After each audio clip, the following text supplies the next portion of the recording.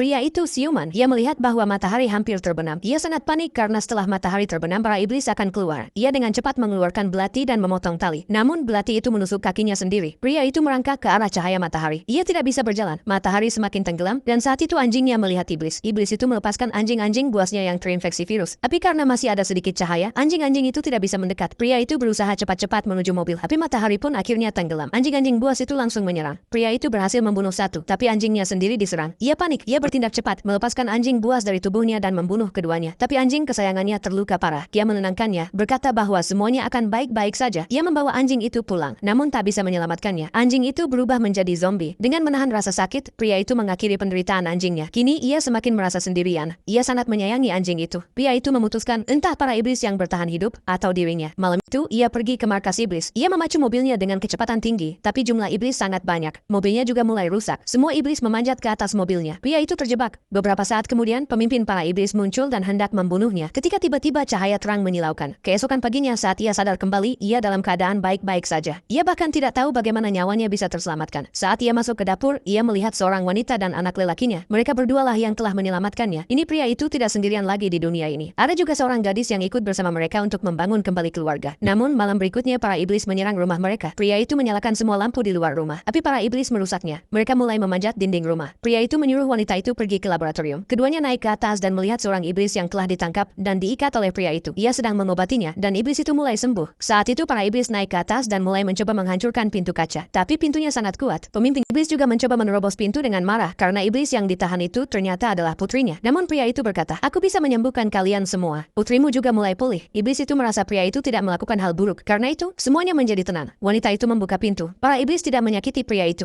Namun mereka masih marah. Pria itu perlahan mengeluarkan suntikan dan menyuntikkan putri sang iblis, membuatnya sadar kembali. Iblis itu sangat bahagia dan membawa putrinya pergi.